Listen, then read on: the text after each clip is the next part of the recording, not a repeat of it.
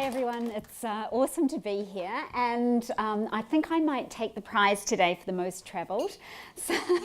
So I flew in yesterday from LA, so you're going to have to excuse me if I forget my words or say something daft because it'll be jet lag. So just to introduce myself, Anne Fulton, I'm founder, IO psychologist and CEO of Fuel50. You probably haven't heard of us. Has anyone heard of us? Let me just start with that. No. Okay, I will start from scratch. Fuel50 have been around for 4 years as a career pathing company. We pivoted out of a coaching and advisory research in the area of careers. We pivoted when Westpac picked us up and we had 18,000 employees using our career software. Next thing you know, we've got Citigroup in the US using us with 30,000 employees and 28 countries and 3 languages. So that was our pivot moment to become what we are today, which is a career pathing company. We are passionate about the career experience and the employee experience, as you can imagine. Now, people often ask us, what does Fuel50 mean? It's a bit of a random name. We're not a petroleum company.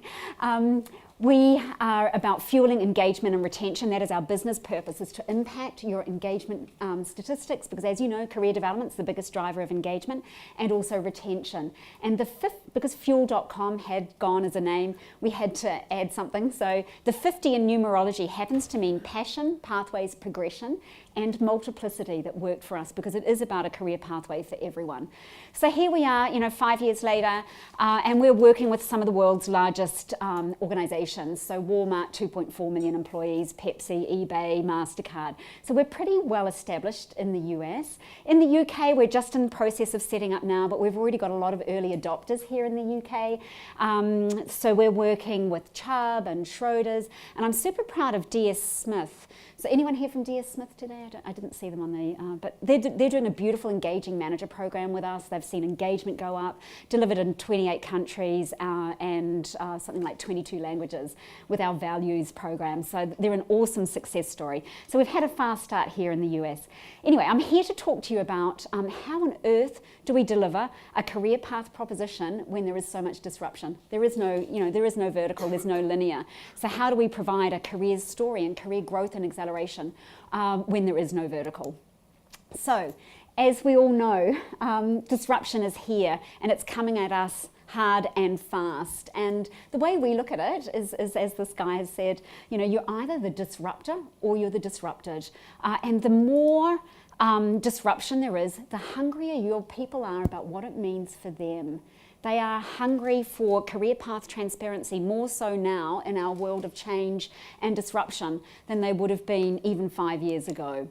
So we all know that disruption's coming at us and that automation is going to be taking away 6% of the jobs in the US alone. I know the same thing's happening here in the UK. 76% of organizations believe that cognitive technologies are going to radically change their businesses over the next 3 years. So this disruption is coming. So what does this mean for your people? And we need to really start to work on that.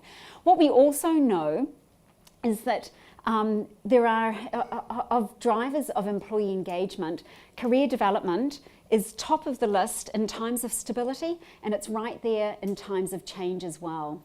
So it's still really important to people. And I often hear from our clients that are working and doing restructuring. Citigroup were restructuring in 22 of the 28 countries that we were working with. And during over a 3-year period while they were restructuring in 22 countries, we also saw engagement go up, which is pretty unheard of because normally you expect a bit of a dip when there is restructuring. So it's important to your people regardless of whether you are in a time of stability or a time of change. We also know that there's a huge driver right now for career path visibility, and I'm sure you guys are hearing it more and more frequently from your employees. So, how many people here are measuring engagement? Show of hands. Okay, how many of those that are measuring engagement would be seeing career development as one of your top 3 pain points? Yeah, that is pretty common. And across the globe, engagement or career development is the #1 driver of engagement, no matter what country you're in and no matter where you're measuring it. So it's not surprising that this kind of hunger for that career path transparency is really visible. The other place that we hear it a lot is exit survey data. So, 6 out of 10 employees leave their organisation for a better career path. Again, exit survey data, is anyone hearing that people are leaving for better career development opportunities? Yeah, lots and nods. So, that is common across the globe. And only 1/3 of employees are actually feeling empowered to own their careers. I happened to be at the Burson conference in May, and Josh Burson was talking a lot about, the new employee experience and how a lot of organisations are using, we're putting our employees in the driving seat around their careers. He basically called it a complete cop-out. So that unless you're actually supporting your employees to own and drive their careers, you might as well not use that language. You're in the driving seat of your career. It is not an opt-out, it's actually an opt-in on the part of the business, according to Josh. So in terms of the careers landscape, I do like to talk about, the old staircase where we had a promotion every 2 years. That went out last decade and probably last century in reality. It does not exist anymore. My dad's career experience, where he, had a promotion every 2 years until he was running the entire operation on his retirement. That does not exist today. So instead, today's career experience is much more about flat lines, right? More time at the, front line, more time at the coalface, no vertical. It's very much a flatline career that millennials are experiencing today. And then when there is a rise, there's often such a steep rise that people haven't picked up the experiences and the learning that is required to prepare them for that vertical. So there's been a gap in our methodologies. So the challenge that we're working with organisations with today is how do we design a career experience that delivers growth and acceleration and momentum, so a sense of career growth without any job title change. So there's no job title change, there's no position title change, there's no promotion. But what we're doing is designing a career experience that's around experiences, stretch assignments, gigs, projects, so that people are picking up those learning assets that are then marketable to the business. So I am more marketable now than I perhaps was, a year ago when I joined or 2 years ago. And that is very visible and transparent to me, as well as it is to the business. So it's creating that sense of growth and momentum. Super important to the way that we operate. Any questions about that before I move on? So I do have to, credit this as our friends at CEB, and I have worked quite closely. They've quoted our book in their research, and but it's a beautiful model, I think, that captures the essence of our challenge today. CEB will also say that where you start to build career pathways around experiences as opposed to job titles or positions, you'll have an increase in career satisfaction. So up 24% as opposed to 11% if you focus on job titles and positions. So our own research from 2016, where we actually did a global benchmarking piece of research around what best practice looks like in organisations, what we saw is that where you can design on-the-job development opportunities that are lateral, you're going to increase engagement by up to 30%. And a beautiful use case with a 42,000 headcount organisation that we're working with in North Carolina, Ingersoll Rand, manufacturing and logistics kind of company, so not necessarily sexy and exciting. What we saw there were two very interesting things. So they did an analysis on the last year, and 65% of their internal movements are now lateral. Horizontal. It's just like, yes, big thumbs up, they achieved it. And that was a big shift from the 3 years ago when we started working with them, where it was all linear and vertical. So they were super excited about that. The other thing that was exciting about Ingersoll Rand was they initially did a pilot with us with 1,000 engineers. And we can say now that even engineers can have a coaching conversation or a quality coaching conversation. We saw an 11% improvement in the leader ratings in the engagement survey, about the quality of my conversation with my manager.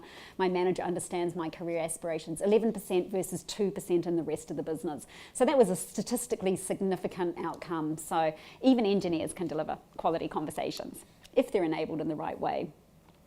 The other beautiful thing is, that it is possible to get engagement from your employees around lateral movements. So according to Cornerstone a couple of years ago, 89% of employees would consider a lateral move without any financial incentive. In fact, I just had the lovely conversation with the lady from 3, where is she? Helen. And I mean, she gave a beautiful example of that she had 4 lateral moves, right? And then a vertical, so a great example of how the value of breadth is important in a career experience today. So, yes.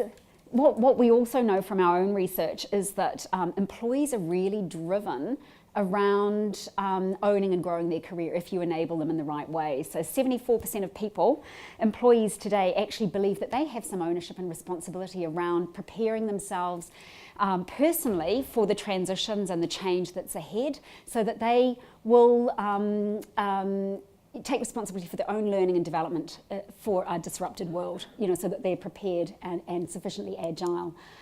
So, self-driven career paths are going to become the new normal going forward if we can enable it in the right way.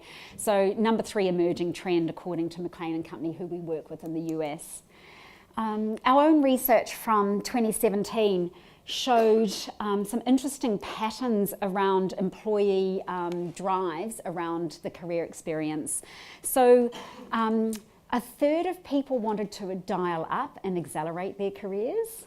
The people that wanted to dial back, or cut down their hours was far less than we expected. So only 14% of people want to dial back. And we don't know whether these are boomers or millennials that are wanting to take a quick career break. But, from the Fuel50 experience, you can get some incredible insight and intelligence around the actual aspirations of who are your people that want to dial up and accelerate their careers, who wants to go on the leadership track versus perhaps who wants a slightly different or a dialed down career experience. When we looked at the flexible work practices across the entire globe or across our entire user population, what we found was that that the average number of hours that people wanted to dial back was 4 hours a month, which was surprising. So if you're looking at your flexible work patterns, it's actually quite easy to deliver 4 hours a month. So it was time to go to the hairdressers or get a game of golf in or maybe a kid's show. So it was less, than expected. So some of our client organizations are now designing some kind of rewards around that 4 hours. So, if you hit your KPIs or your objectives, in that certain month, that you get your 4 hours of discretionary time. So easy way to get an engagement shift around something simple as that. A third of your employees actually want to do more for your business. So again, that was quite staggering. So that's, 35% of your employees are actually prepared to do more, add more value, want to contribute more. And when we did a demographic cut on that, we saw it was the millennials, it was the younger ones that were most hungry to contribute most. So again, our methodology is around, if you can find out what it is they want to contribute, how do they want to add value, ask that question and find out, you can start to create a more engaging work experience for those employees around their contributions. And a staggering 75% of people will use their own time for their own learning and development. So again, if you can enable them with some tools and resources, you've got people using their own time and development. No need to send them off on costly one-dayers out in Surrey. That may be only for the lucky few. But, so 75% of people are hungry for that, the online learning and directed delivery, directly into their inbox. So, how do we redefine an employee experience for a 2020 world? So I just want to give you, a couple of insights into what and how this can look. So we talk about entering the world of performance enablement enablement. So, I guess most of you are on a journey to rethink performance management conversations, and I hate the word performance management, right? It's kind of like put them down, put them in a box. So we're part of this wave, as Kathy mentioned before, of the rise of the individual. So it should be about enabling people to own their own performance and growth, so that they're in control of their performance contributions, and particularly if a manager can find out what those performance contributions, where they can add value. So this is part of our methodology. So we're also rethinking the 9 box. So, and again, I think I've heard this recently also. We think that this model has a number of flaws in the first instance. So first flaw is if you focus only on the people in the top right, that worked in the day when we had a huge talent supply. That was a great model by having your high potentials and your accelerates. But today's world, where we're facing increasing talent shortages, we need to start mining the talent and capability within the broader organisation. The other flaw with this model is we can probably measure performance okay, but even IO psychologists can't agree on what we mean by potential. So we can't agree how to measure it ourselves. And if you're trying to get a manager to rate potential, it's going to be a pretty flawed model, because if you've got the same person rating their performance and their potential, it's pretty much going to be a straight line up the middle. So it's not necessarily going to work. It's going to start left, your low performers are your low potentials and your high performers are your high potentials. It's not really adding a lot of value. So those are some of the questions that we've got around this model.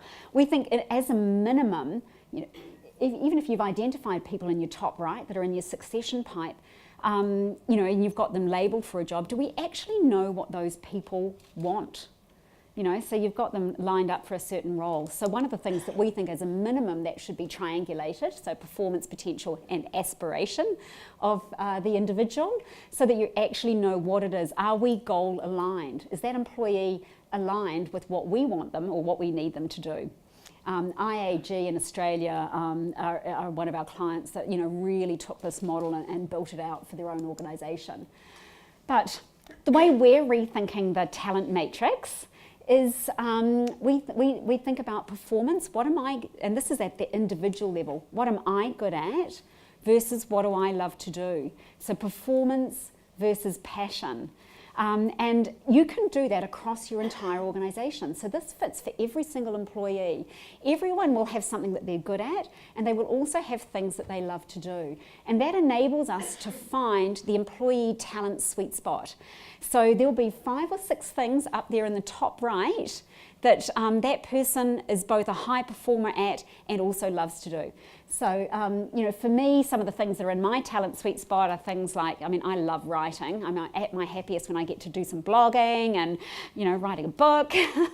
And that doesn't happen that often. But what people may not know about me is that I'm also an Excel geek. So I love spreadsheets, and I love nothing more than, creating a really clever pivot table or whatever, that is fun for me. So those things are, where I'm of some business value, I'm of value. Those things may or may not be evident to other people. The other thing is that you've got a lot of capabilities that might be on your passion axis, that might be important to you, and those should be things that are our latent talents and our talents for investment in. And so helping a manager get visibility to my talent sweet spots and those things that I want to grow, and maybe also those things I want to avoid using. Again, Josh Burson said to us, you should be patenting this fast. Might be too late for that, but who knows. But he gave his own personal example. So he's known for his speaking, but he said, actually, that's something I'm completely over. I don't want to do it anymore. I've done so much of that in my lifetime that I'm no longer keen to do that. And yet that is something that he's very, very good at. So we would call that a fatigued talent. It might come back when he gets a break. So what we're doing with that kind of talent matrix is we're allowing the conversation between a manager and an employee to be around work shaping or job sculpting. I don't know whether heard of that kind of terminology. So it's shaping career growth around individual talents. And my kind of proposition to you guys is that If you put any 5 of us or 3 of us into the same job, right? We've got the same position title, same KPIs. There's not a chance in hell that we would do the same things. We just won't, because we have different talents and capabilities. So what we believe, and Kathy, I think you said it earlier this morning, is that we need to focus on crafting individualized career propositions that are crafted for the uniqueness of each people. So the position description is a little bit of an industrial era kind of concept. So we need to create, into our work structures today, a more agile framework that allows people to contribute to multiple projects. You have one job title, but you're contributing to 4 or 5 different projects. And that's going to be our new normal going forward. So the way that we talk about personalising career value propositions, so we've moved on from EVP, it's now crafted career value propositions, is around 3 core factors. So my values, what's important to me at work? So what are my fundamentals as an individual, and what are my fundamentals as a career experience? Number 2, talents. I've already given you a glimpse of that with the talent matrix. And then number 3, what kind of work do I get excited about? What interests me at work, and what kind of work is going to suit me? If we can craft a proposition across those 3 dimensions, it's going to really light my fire and be the perfect place for me. Of course, in reality, there's no such thing as perfection, and then what we find is that those different components may play a different role at different parts of our career. Often, our first career decision is made around our talents. So if you think back to when you're at school, somebody's really good at maths. And so everyone says, oh, you should be an accountant. That is a talent-based decision. But, they tell us now that the millennials are making decisions around their values, and I certainly know it's very true from our own data that boomers are making decisions around their values. So how do we craft a career value proposition around those 3 factors? And when we're able to do that, we find that we're getting some amazing business outcomes for organisations. So if you can craft those individual propositions, if you can allow a talents-based solution to your organisation, and if you can provide career path transparency, you can, with some confidence, see some incredible business outcomes. This is a research paper that I haven't shared today, but you can find it from our Career Lab community. What we saw was what we called a positive gain spiral. So we saw some of the HR processes were improving significantly. So the ratio between an internal versus external recruitment shifted dramatically towards internal placements. Lateral movement goes up, engagement goes up. We also saw some HR outcomes follow on from that. So recruitment costs go down, right? Makes sense. You're placing more people internally, you don't have to pay those expensive recruitment fees. You're able to fill key roles faster because you've got a beautiful talent pipeline. We were surprised to see that even absenteeism went down. We scratched our heads, why would that be affected? But we believed it was to do with engagement goes up. People see other people getting opportunities around them. They see them getting those career growth. They're having better conversations with their manager. So, perhaps as a follow-on, absenteeism goes down as well. What we were most staggered to find is over to the right there was that even revenue growth per employee went up dramatically. It was one of our most significant findings across our entire database. So I don't know if you guys know, I can give you a stats 101, right? So you can see the beautiful correlations there.